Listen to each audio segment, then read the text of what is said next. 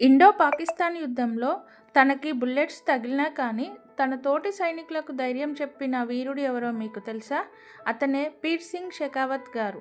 ఈయన 1918 మే 20న రాజస్థాన్లో జన్మించారు. 1936లో పంజాబ్ 1 రెజిమెంట్లో చేరి తర్వాత 6 రాజ్పుత్ రైఫిల్కు బదిలీ అయ్యారు. అతను జమ్మూ అండ్ కాశ్మీర్లోని తిత్వాల్ వద్ద శత్రు బంకర్లను స్వాధీనం చేసే ప్లాటూన్కు నాయకత్వం వహించారు. శత్రువు దగ్గర అధిక శక్తివంతమైన ఆయుధాలు ఉన్నా కూడా ఆయన భయపడలేదు, తగ్గలేదు. జై హింద్ అంటూ నినాదాలు చేస్తూ ముందుకు పరిగెత్తాడు. 2 బంకర్లను తుపాకీతో, గ్రానైడ్లతో ధ్వంసం చేశారు. 3వ బంకర్పై దాడి చేస్తున్నప్పుడు అతనికి తుపాకీ గుండు తగిలింది. అయినా కానీ చివరి గ్రెనేడ్ విసిరి యుద్ధంలో అమరుడయ్యారు. ఆయన ధైర్యం చూసి ఆయన సహచరులు ప్రేరణ పొంది శత్రువులపై విజయం సాధించారు. అతని అమోఘమైన ధైర్యానికి భారత ప్రభుత్వం పరమ్వీర్ చక్రను ప్రదానం చేసింది. నన్ను స్మరిస్తూ ఈ వీడియో లైక్ చేయండి.